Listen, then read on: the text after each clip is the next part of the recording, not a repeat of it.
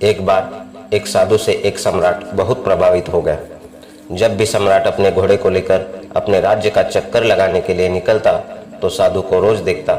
वह साधु एक वृक्ष के नीचे बैठा रहता, अपनी मस्ती में मस्त, और कभी बांसुरी बजाता, कभी नाचता, कभी कोई गीत गुनगुनाता था और कभी चुपचाप बैठा रहता था। आकाश के तारों को देखता रहता। सम्राट जब भी उसके पास से अपने घोड़े पर सवार होकर निकलता तो वहां पर वह एक बार जरूर रुक जाता। उस साधु को देखे बिना ना रहा जाता था। छुपकर वह उस साधु की मस्ती को देखता और फिर वहां से चला जाता। धीरे धीरे इतना रस आने लगा उसे उस साधु में कि समय कब बीत जाता था उसे पता ही नहीं चलता था। वह सम्राट चुपचाप एक झाड़ी के पीछे छुपकर साधु की मस्ती देखा करता था। उस साधु की मस्ती ऐसी थी कि सम्राट जब उसे देखता तो वह भी मस्त होकर अपने घर लौटता। यह रोज का हो गया था। एक दिन वह सम्राट इतना भाव विभोर हो गया तो साधु के चरणों में गिर पड़ा और कहा कि महाराज, मैं अब आपको और यही नहीं रहने दूंगा। वर्षा करीब आ रही है। इस वृक्ष के नीचे आप बारिश में कैसे रहोगे? मेरे महल में चलो, मुझ पर कृपा करो, मुझे सेवा का अवसर दो। यह सुनते ही वह साधु उठकर खड़ा हो गया, अपनी झोली उठा ली और कहा कि चलो। यह देखकर सम्राट को बड़ा सदमा लगा। सम्राट कह तो रहा था कि महल चलो, लेकिन प्रसन्न होता यह सुनकर कि फकीर कहता, ऐसा महल कहाँ का महल? हम जहाँ हैं वही मस्त हैं। हम महल वगैरह में नहीं रह सकते। हमने तो कपड़ों का त्याग किया है। सम्राट के मन में तो यह सब सुनने की इच्छा थी। अगर साधु ने ऐसा कहा होता तो सम्राट उसके पैरों पर गिरकर कुछ और विनती कर लेता, लेकिन साधु तो तुरंत चलने को तैयार हो गया। तो सम्राट थोड़ा सदमे में आ गया। उसने सोचा, कहीं मैंने कोई गलती तो नहीं कर दी? इस आदमी ने मेरे साथ कोई चालबाजी तो नहीं की?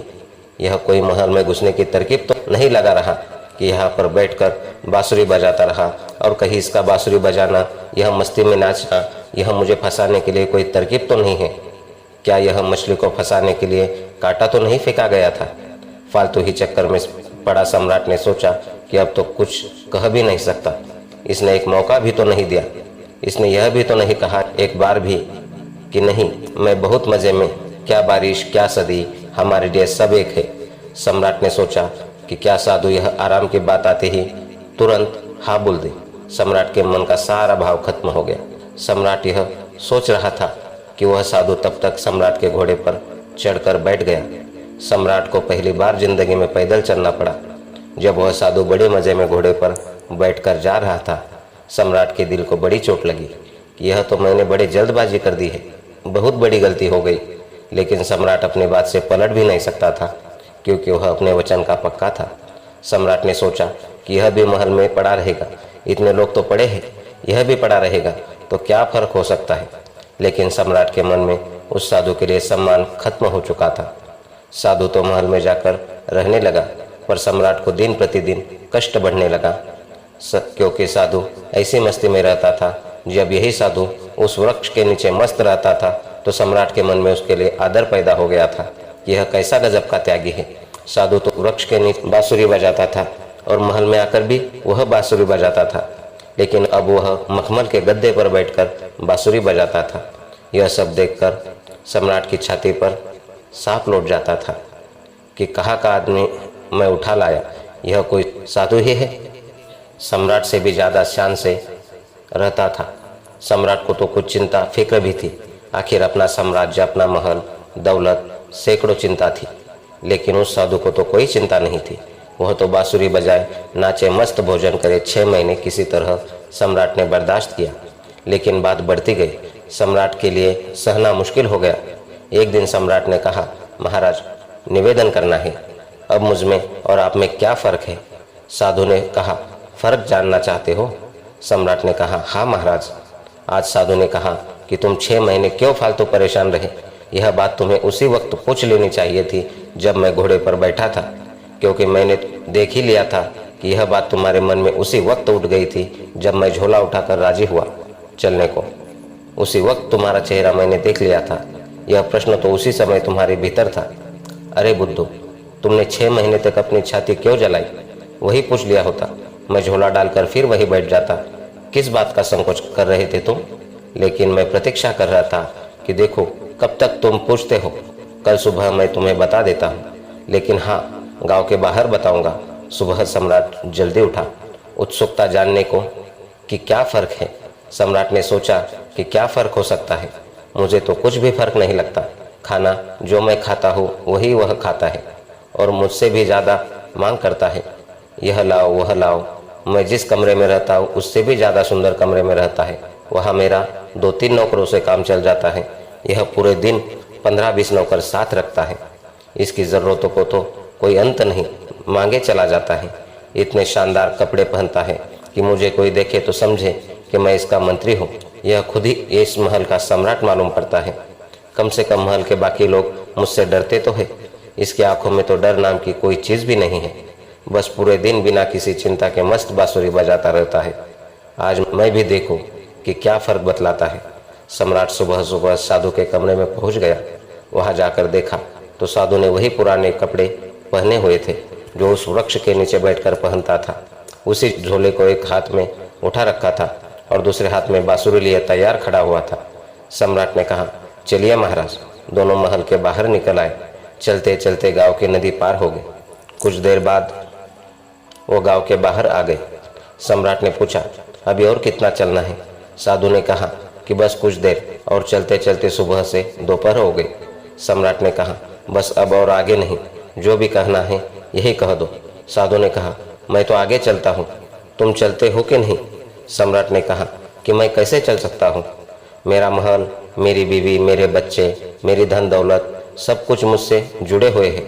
तुम्हारी तरह फकीर थोड़ी ना हूँ मैं, जिसे किसी बात की कोई चिंता नहीं है। साधु ने कहा, बस यही फर्क है तुम में और मुझ में। मैं कहीं भी जा सकता हूँ, तुम नहीं जा सकते हो। मैं हर परिस्थिति में खुश रह सकता हूँ, लेकिन तुम नहीं। जब मैं उस वृक्ष के नीचे रहता था तब भी मस्ती से रहता था और अपनी ज़िंदगी के एक एक पल को जीता था। जब मैं तुम्हारे महल में चला गया वहाँ भी मैंने अपने अनमोल जीवन के एक एक क्षण को पूरी मस्ती और खुशी के साथ जिया। अब जब मैं कहीं और चला जाऊंगा तब भी ऐसे ही जीऊंगा। हम जहाँ जिस वक्त रहते हैं पूरे तरीके से वही रहते हैं।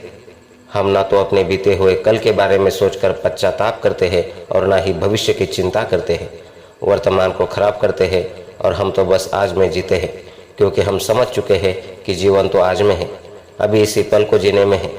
बस यही छोटा सा फर्क है तुझ में और मुझ में कि तुम्हें परिस्थितियाँ चलाती है और हम परिस्थितियों को चलाते हैं। तुम खुश रहोगे या दुखी रहोगे क्या तुम्हारे आसपास होने वाली घटनाओं पर निर्भर नहीं करता है यह, लेकिन हमारे लिए यह घटना जिंदगी के सफ़र का एक हिस्सा मात्र है। अचानक सम्राट को महसूस हुआ, क्या रे, यह मैंने क्या कर दिया?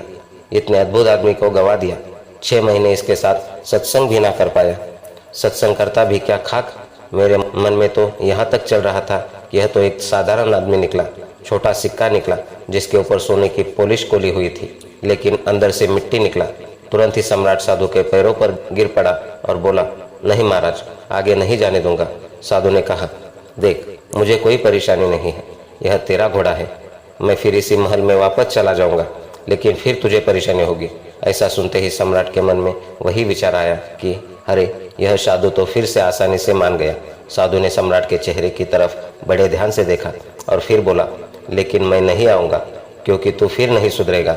फिर तुझे परेशानी होगी और तू फिर से चिंता में जाएगा। हमारा क्या, हम तो सन्यासी हैं। हमारे लिए तो महल और जंगल सब एक जैसे हैं। हमें कोई समस्या नहीं है, क्योंकि जिसे समस्या है वह सन्यासी ही नहीं। मेरी बांसुरी में जैसे महल में बजती थी वैसे ही जंगल में भी बजेगी और बजती रहेगी। यह कहकर साधु वहाँ से चल देता है और सम्राट वही खड़ा खड़ा उस साधु को जाता हुआ देखता रहता है। दोस्तों, अगर हम अपने जीवन को देखें, हमें परिस्थितियाँ चला रही है। असलियत में एक इंसान अपनी परिस्थितियों का गुलाम होता है। अगर परिस्थितियाँ अच्छी चल रही है तो वह बहुत खुश रहेगा, लेकिन जैसे ही समय पलटता है आदमी दुखी हो चला जाता है। लेकिन क्या कभी आपने विचार किया कि जीवन सिर्फ परिस्थितियाँ पर ही निर्भर रहता है?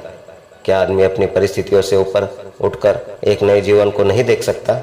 अपने स्वरूप को देख सकता है, परिस्थिति से ऊपर उठकर एक नए जीवन को देख सकता है, अपने स्वरूप को देख सकता है। ज़रा इस बारे में ज़रूर सोचना और आखिर में आप पाओगे कि तुम भी अपनी परिस्थितियों से बाहर निकलकर एक नई स्वरूप को, एक नए जीवन को देखना तो चाहते हो, लेकिन तुम्हारी परिस्थितियाँ तुम्हें बार बार पीछे खींच लेती हैं। तुम परिस्थितियों के गुलाम हो चुके हो।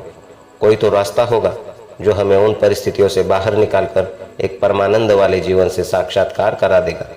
ऐसा कौन सा तरीका है? खुद से चिंतन करना, सोचना।